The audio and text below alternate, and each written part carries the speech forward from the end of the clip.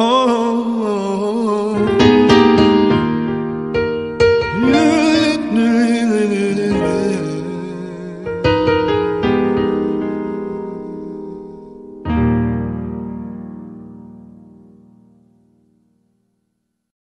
tema da mensagem nessa noite é o poder da ressurreição, a série Feitos Herdeiros e Herança de Deus. Poder da ressurreição, série Feitos Herdeiros e Herança de Deus. Quantos crê que Deus te levantou e te formou para que você seja herdeiro de um reino? Quantos crê nisso? Diga amém. A herança que Deus tem reservado para você não é a herança de, meu irmão, de ficar debaixo de dívidas. Ah, pastor Kleber, eu herdei algo da minha família complicado. Enfermidades, aquela maldição hereditária, situações complicadas.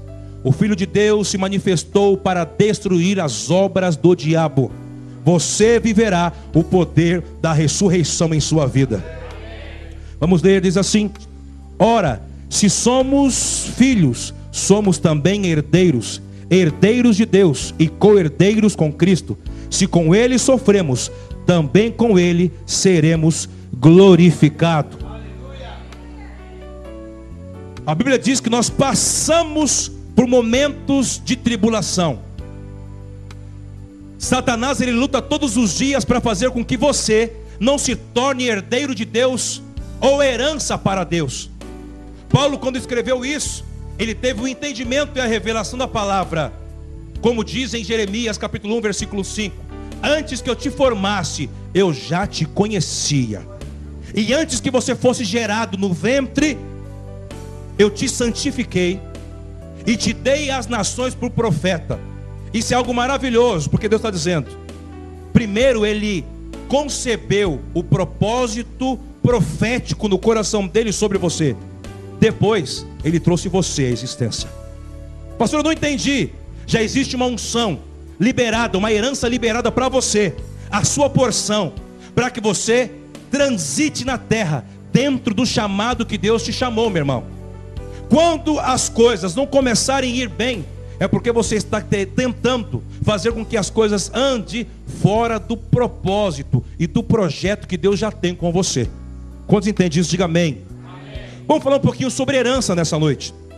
Eu consigo entender e olhar lá para o Éden, quando Deus formou o seu jardim particular, secreto, plantou esse jardim com as suas próprias mãos, formou o ser humano, o homem, e colocou dentro do seu jardim. Meu irmão, desde lá do começo, Deus já tinha preparado o homem para ser herdeiro do reino, do ambiente dos céus.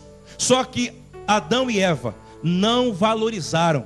Eles desvalorizaram a herança que Deus estava dando a eles. A herança, preste atenção, de cuidar de um jardim que Deus mesmo plantou. E disse ao homem: eu quero que você faça duas coisas: lavre a terra, você cuide do meu jardim, você cultive o meu jardim. E o homem não fez nenhuma dessas duas coisas. Perdeu. Tudo que o homem não valoriza, ele perde. Quantos entendem isso? Diga amém. A Bíblia diz assim que Adão, ele desvalorizou. E sabe o que foi que ele herdou? O Éden. Não o jardim, o Éden.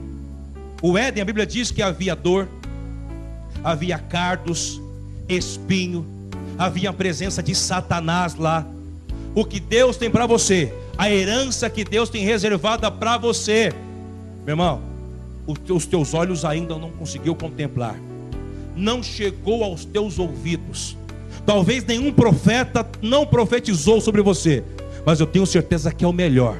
Quantos creem nisso? A herança de Deus não é o pior para você. Quando Paulo, ele diz isso: eu sou herdeiro de Deus. Irmãos, herdeiro de Deus é uma coisa, co-herdeiro com Cristo é uma outra situação. Quando você olha para Cristo, a manifestação de Cristo, por que Cristo se manifestou? Porque desde o Éden, com a desvalorização da herança que Deus tinha para Adão, os anos vão se passando, e Deus não consegue achar uma nação que o adore por temor, mas só consegue buscar a Deus por medo. Como, pastor, buscar a Deus por medo? Irmãos, eu expliquei uma certa vez aqui sobre temor e sobre medo. O temor, eu não vou deixar de fazer porque eu não quero receber alguma represária. Temor, eu não vou deixar de fazer porque eu não quero desagradar a quem eu amo.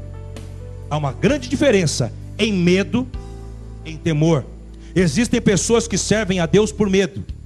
Ai, se eu não for líder, ai, se eu não prosperar, se eu não der resultado, ai, que Deus vai arrancar minha cabeça. Não é essa herança que Deus tem para você. Deus tem algo muito maior para a sua vida. Jesus então se manifesta, preste atenção, porque Deus olha para uma nação que só busca Deus por interesse. Jesus se manifestou. Aí você lendo o livro de Isaías 53, você vê que Jesus, ele se fez pobre, para que eu e você pudéssemos nos tornar herdeiros de um reino. Quantos recebem isso? Digam amém. Amém. Jesus se humilhou, morreu a nossa morte, para que eu e você pudéssemos viver a sua vida na terra.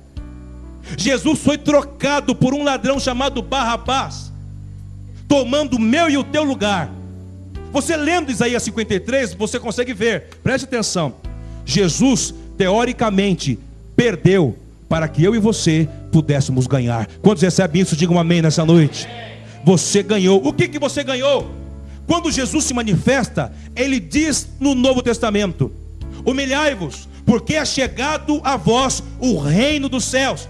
Humilhai-vos, porque é chegado a vós o reino dos céus. E as pessoas assim: Senhor, cura minha dor de cabeça. Senhor, cura minha dor da perna. Senhor, ele diz: vocês não estão entendendo. É-vos chegado o reino dos céus. Quando eu disse para você, Jesus teoricamente perdeu para que eu e você pudéssemos ganhar, sabe o que eu estou querendo dizer?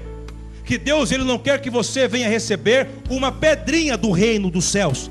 Ele está dizendo: eu tenho o reino inteiro para você. Eu não tenho uma pedrinha, eu não tenho uma bênção, eu não tenho só uma cura, eu não tenho só uma restauração, eu tenho o reino inteiro para você. E muitas vezes você vive de altos e baixos, porque você ainda não entendeu a revelação de Jesus, como aquele povo também não conseguia entender. Ele diz: eu vos trouxe o reino. As pessoas entendiam: a minha sogra está doente, a minha finança sabe. Ele fala assim: vocês não estão entendendo. Eu perdi para que vocês pudessem ganhar. Quantos entendem isso? Diga amém. Não olhe para a sua vida como um perdedor. Jesus não tem nada comigo, talvez as coisas não vão acontecer. Leia comigo, por favor, capítulo 9 do livro de Hebreus. Hebreus capítulo 9, versículo 16 e versículo 17. Hebreus capítulo 9, versículo 16, versículo 17 diz assim: onde há testamento, necessário é que intervenha a morte do testador, porque um testamento só é confirmado onde houve morte, ou terá ele algum valor enquanto o testador vive? Para que a herança pudesse ter efeito na sua e na minha vida, teve que haver morte, e morte de cruz. Mas quem morreu? Quem morreu, igreja? Jesus. Quem morreu? Jesus. Mas ele também ressuscitou. Você crê nisso? Esse poder da ressurreição, ele pode mudar totalmente a sua história. Você não nasceu para receber a herança do inferno. Você não nasceu para receber a herança do Éden. Você nasceu para receber a herança do jardim do Éden. Há uma grande diferença em o Éden território, entre o jardim que Deus plantou no território chamado Éden. No jardim de Deus particular havia água potável, legumes, frutas, e diz que no final da viração do dia, o próprio Deus vinha passear no seu jardim com a sua criação. A herança que você tem é de ter comunhão com o seu Criador, comunhão com o próprio Deus. Você não está só, Deus está com você.